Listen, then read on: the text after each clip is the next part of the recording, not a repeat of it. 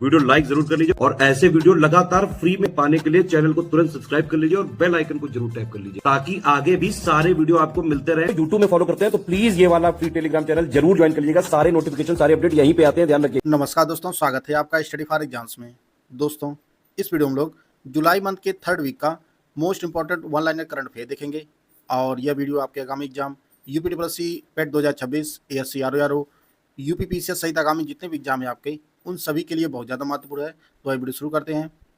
हाल ही में की गई घोषणा के अनुसार सेंट्रल विस्टा पुनर्विकास क्षेत्र को अब आधिकारिक तौर पर किस नए नाम से जाना जाएगा? इसका नाम बदलकर जो है सेंट्रल विस्टा पुनर्विकास क्षेत्र को कर्तव्य भवन परिसर या कर्तव्य भवन क्षेत्र के नाम से जाना जाएगा।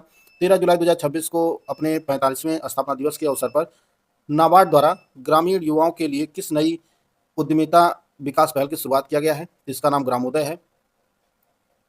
12 जुलाई 2026 को 79 वर्ष की आयु में दिवंगत हुए प्रसिद्ध लेखक पुमानी का संबंध मुख्य रूप से किस भारतीय भाषा के साहित्य से था? यह तमिल भाषा के प्रसिद्ध साहित्यकार थे। जून 2026 में आयोजित चौथी गैंडा गणना के अनुसार उत्तर प्रदेश के दुधवा टाइगर रिजर्व में भारतीय एक सींग वाले गैंडों की संख्या कुल बढ़कर कितनी हो गई है? यह 53 हो गई है। जल शक्ति मंत्रालय के तत्वाधान में 13 और 14 जुलाई को अखिल भारतीय जल सचिव सम्मेलन का आयोजन कहाँ किया गया? तो नई दिल्ली में आयोजित किया गया। हाल ही में किस राज्य सरकार ने भारत का पहला सरकार प्रेरित आर्टिफिशियल इंटेलिजेंस एआई विश्वविद्यालय स्थापित करने की योजना को घोषणा किया है? यह कर्नाटक सरकार ने घोषणा किया है। 2 जुलाई 2026 को उपराज्यपाल विनय कुमार सक्सेना द्वारा नई तहसीलों के गठन के दी गई मंजूरी के बाद लद्दाख में तहसीलों की कुल संख्या 15 से बढ़कर कितनी हो गई है? तो कुल 32 हो गई है। 17 नई तहसीलों का गठन किया गया है। भारत सरकार ने 13 जुलाई 2026 को किस देश के पूर्व अमीर शेख हमद बिन खलीफा अल थानी के निधन पर एक दिन का राष्ट्रीय शोक घोषणा किया है? यह कतर के पूर्व अमीर थे। हाल ही में किस संस्था द्वारा मैंग्रोव पारिस्थितिकी तंत्र के संरक्षण और पुनर्स्थापन को एक रूप दिशा देने के लिए देश का पहला भारतीय मानक restoration of mangrove ecosystem guidelines तैयार किया जा रहा है? यह भारतीय मानक ब्यूरो के द्वारा किया जा रहा है।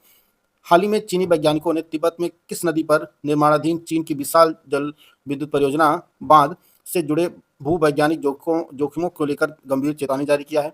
यह जो बांध बनाया जा रहा है चीन द्वारा, यह यार्लुंग सांगपो नदी पर बनाया जा रहा है। हाल ही में सार्वजनिक क्षेत्र की कंपनी ओएनजीसी ने भारत के पहले प्रायोगिक भूतापीय जियोथर्मल बिजली संयंत्र के लिए किस स्थान पर दूसरे कुएं की खुदाई सफलतापूर्वक पूरी किया है? यह पूगा घाटी में लद्दाख में किया है। जुलाई 2026 में भारत की किस प्रसिद्ध चिकित्सा एवं जन स्वास्थ्य विशेषज्ञ को रॉयल सोसाइटी ऑफ लंदन की प्रतिष्ठित फेलोशिप से औपचारिक रूप से सम्मानित किया गया है? ये डॉक्टर सौम्या स्वामीनाथन को सम्मानित किया गया है।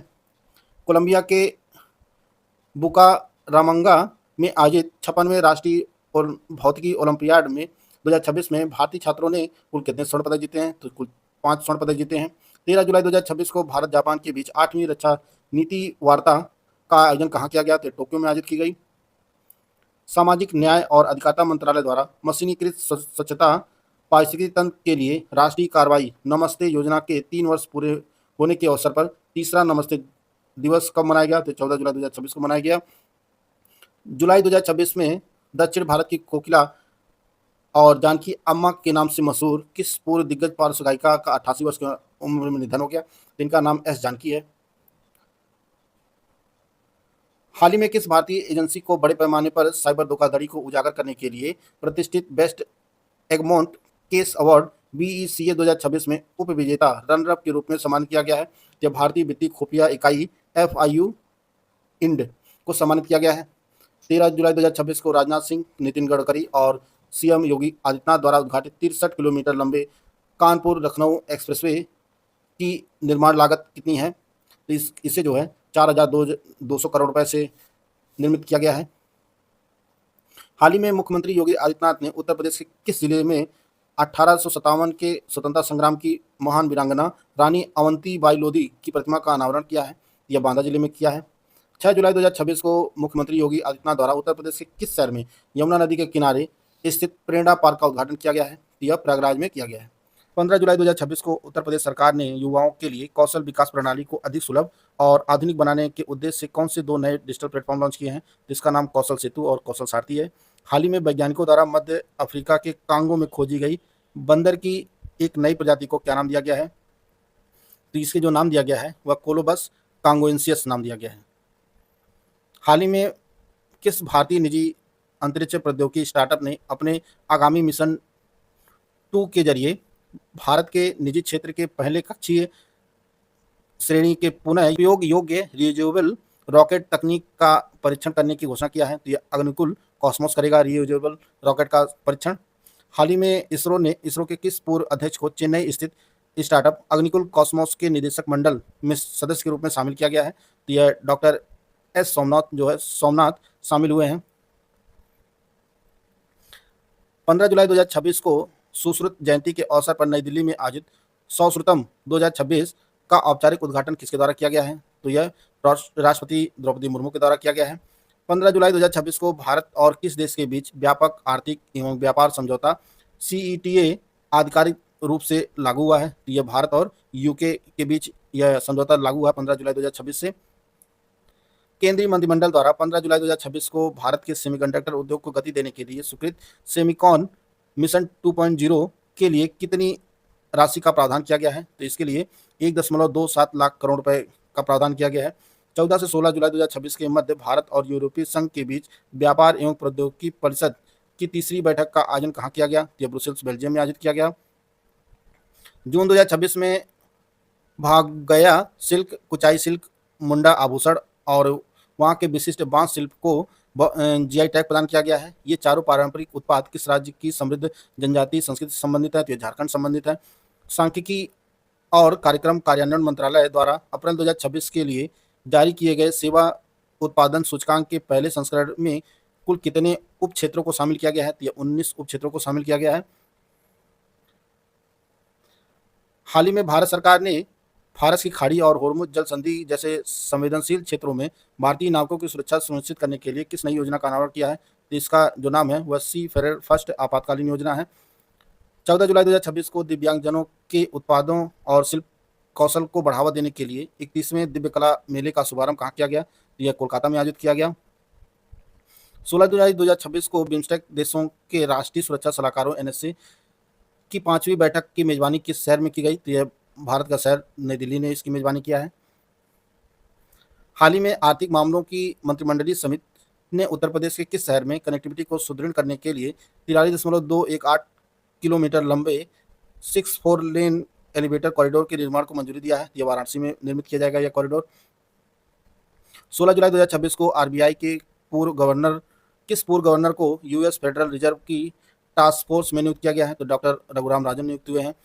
16 जुलाई 2026 को भारतीय पहलवान अमन सहरावत ने बुडापेस्ट रैंकिंग सीरीज 2026 में 57 किलोग्राम फ्री स्टाइल कैटेगरी में कौन सा मेडल जीता है? तो इन्होंने स्वर्ण पदक जीता है।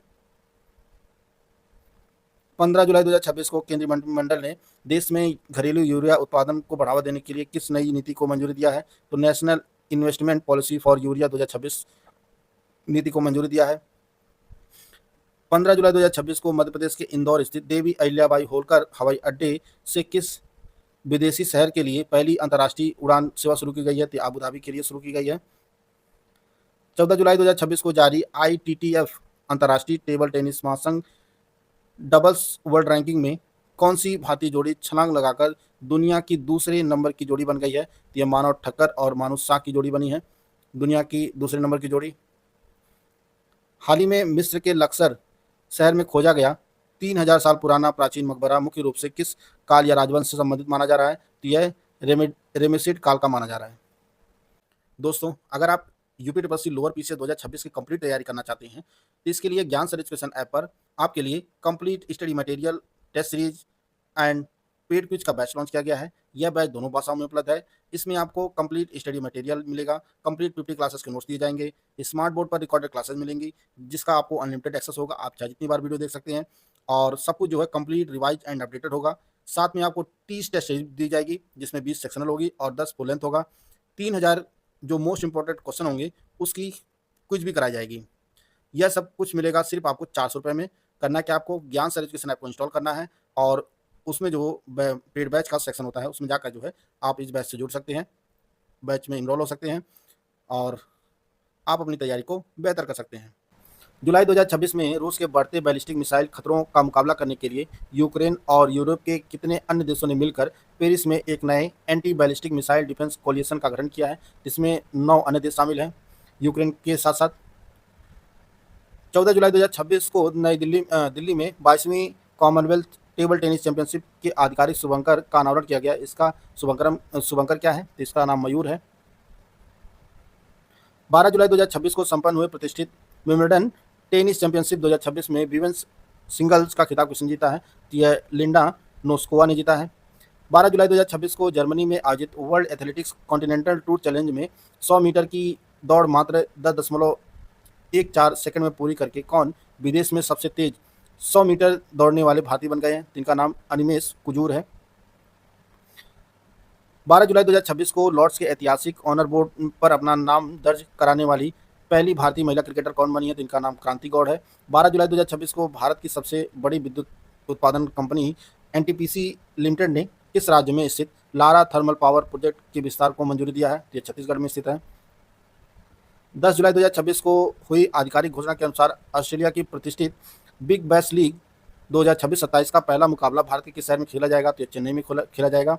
बीएसएनएल द्वारा हाल ही में लॉन्च किया गया सैटेलाइट फोन पारंपरिक मोबाइल टावरों के बजाय सीधे सैटेलाइट से जुड़ता है। इसे मुख्य रूप से किन कार्यों के लिए उपयोग हेतु डिजाइन किया गया है? तो यह रक्षा, समुद्री संचालन, आपदा प्रतिक्रिया और दुर्गम क्षेत्रों के संचार के लिए जो है लॉन्च किया गया है। हाल ही में रेल मंत्रालय ने यात्रियों के लिए ट्रेन टिकट बुकिंग प्रक्रिया को अधिक आसान और सुविधाजनक बनाने के लिए किस वेबसाइट का नया संस्करण लॉन्च किया है? तो आईआरसीटीसी का बीटा संस्करण लॉन्च किया गया है। हाल ही में संपन्न हुई एशियाई अंडर 23 एथलेटिक्स चैंपियनशिप 2026 में शानदार प्रदर्शन करते हुए भारतीय दल ने कुल कितने पदक जीते हैं? तो भारतीय दल ने कुल 16 पदक जीते हैं। हाल ही में भारतीय नौसेना की मेजबानी में महत्वपूर्ण समुद्री अभ्यास ऑपरेशन सदर्न रेडिनेस 2026 का दूसरा संस्करण का आयोजन भारत के किस शहर में किया गया? या कोच्चि में किया गया।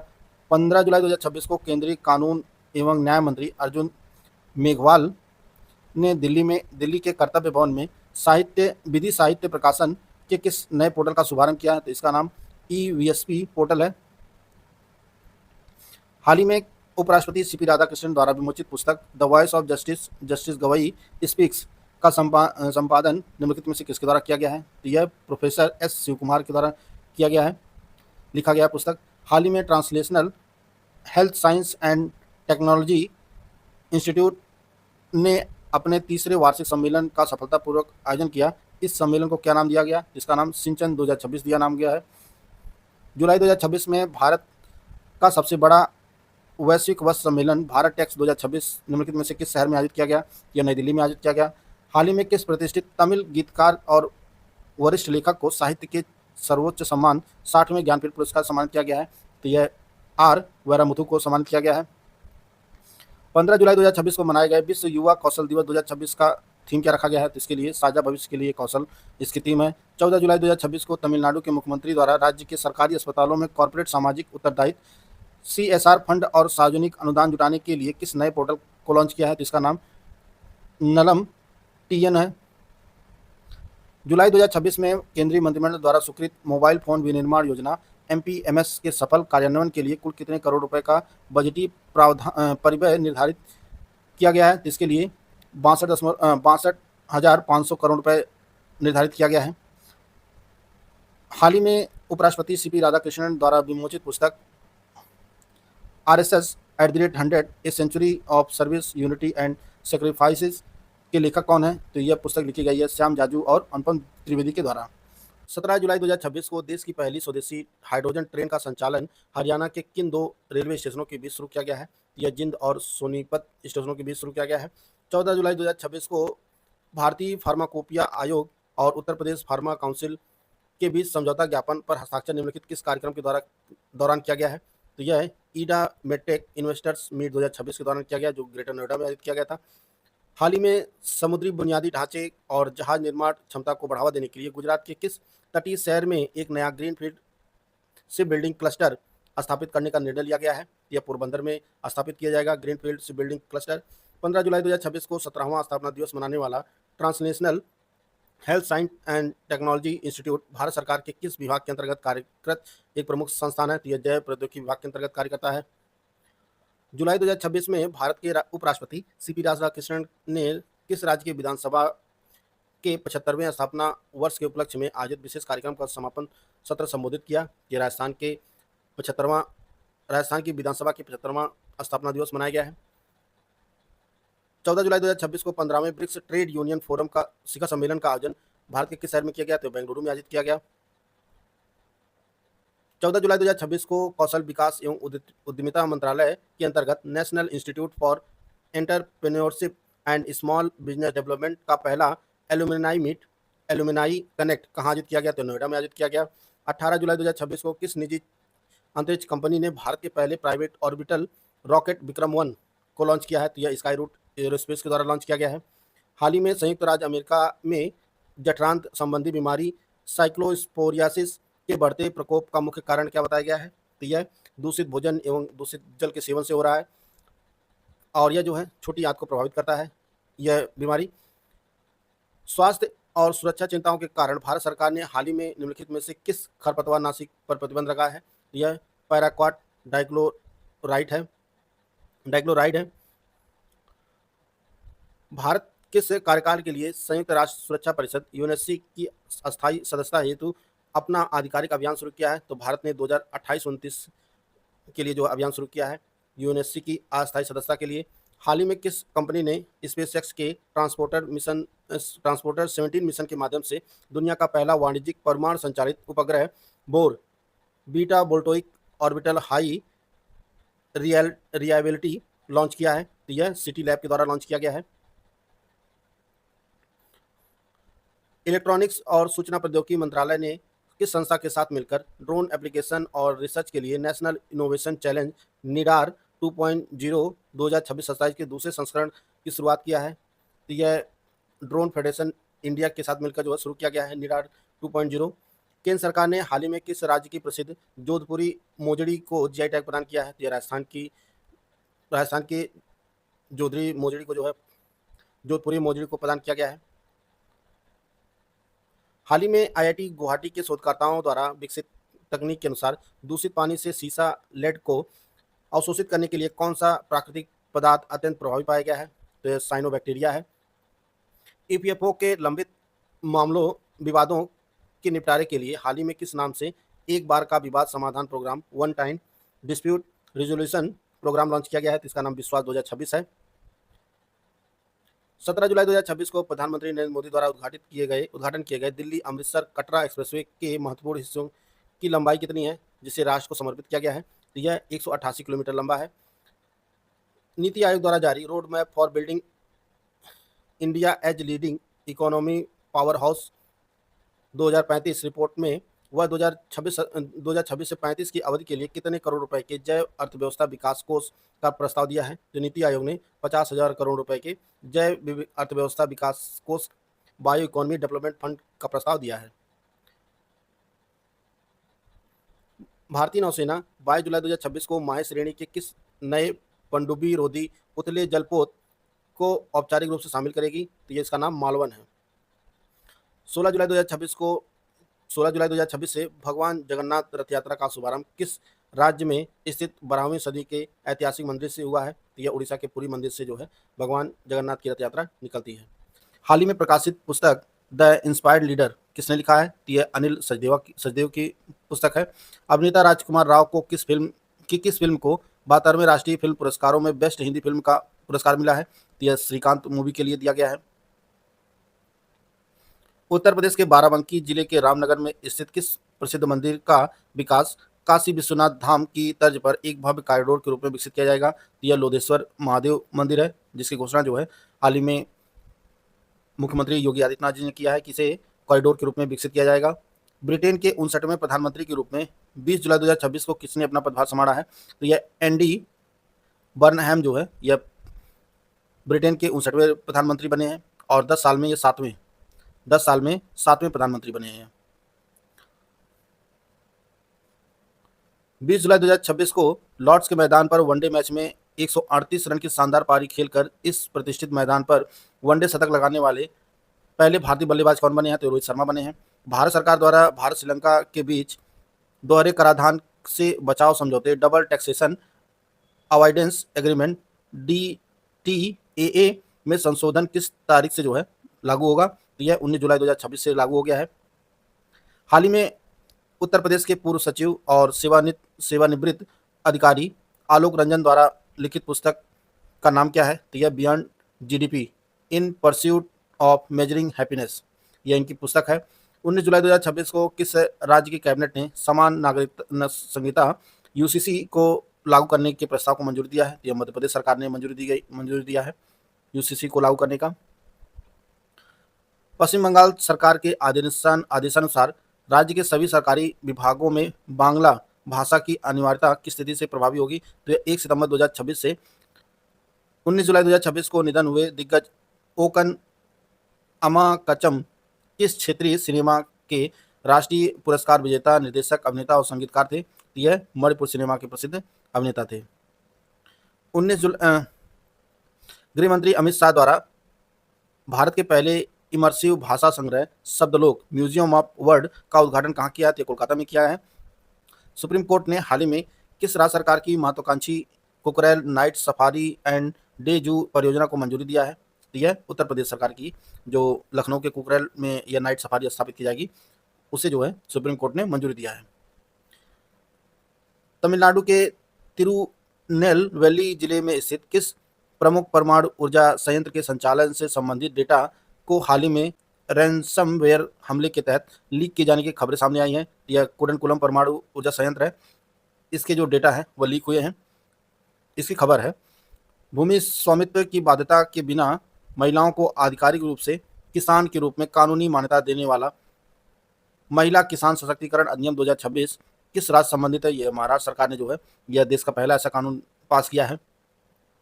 पूर्वोत्तर राज्य असम के कोयला क्षेत्र से बरामद जीवाश्म पत्तियों के अध्ययन के अनुसार केवड़े का पौधा भारतीय उपमहाद्वीप में कम से कम कितने वर्षों से अस्तित्व में है? तो यह 24 मिलियन वर्ष से जो है अस्तित्व में है भारतीय उपमहाद्वीप में। हाल ही में पश्चिम बंगाल स्वास्थ्य विभाग द्वारा शुरू किया गया सामूहिक औषधि प्रसाधन MDA अभियान का मुख्य लक्ष्य राज्य से लसिका फाइलेरिया, जिसे हाथी पांव कहा जाता है, की बीमारी पूरी तरह कब तक जो है खत्म करना है। तो इस अभियान का जो लक्ष्य है वह 2030 तक राज्य से पूरी तरह से फाइलेरिया को जो है खत्म करना है राज्य से। भारत सरकार के वस्त्र मंत्रालय के अंतर्गत विकास आयुक्त हथकरघा कार्यालय द्वारा वी द फ्यूचर 4.0 का आयोजन 12 से 17 जुलाई 2026 तक कहाँ आयोजित किया गया? तो यह नई दिल्ली में आयोजित किया गया। विद्यार्थियों को हीट वेव यानी लू के प्रभाव से सुरक्षित रखने और जलवायु अनुकूल विद्यालय विकसित करने के लिए 16 जुलाई 2026 को किस राज्य सरकार ने हीट स्मार्ट स्कूल पायलट परियोजना का शुभारंभ किया है? तो यह दिल्ली सरकार ने शुरू किया है। असम में बाढ़ से प्रभावित लोगों की सहायता और बचाव कार्यों के लिए हाल ही में किस बल द्वारा ऑपरेशन जल राहत थर्ड शुरू किया गया है? यह भारतीय सेना के द्वारा शुरू किया गया है। केंद्रीय गृह मंत्री अमित शाह द्वारा अमूल के दुनिया के सबसे बड़े दही प्लांट की आधारशिला निम्नलिखित में से किस शहर में किया है? तो यह कोलकाता में जो है यह दुनिया का सबसे बड़ा दही प्लांट स्थापित किया जा रहा है अमूल द्वारा कोलकाता शहर में, और इसकी आधारशिला जो है यह केंद्रीय गृह मंत्री अमित शाह के द्वारा किया गया है। तो दोस्तों यह आज का करंट अफेयर था जिसको हम लोग कवर कर लिए हैं। वीडियो आपको अच्छा लगे तो लाइक कर सकते हैं, चैनल को सब्सक्राइब कर लीजिए। मिलते हैं नेक्स्ट वीडियो में, तब तक जय हिंद, जय भारत।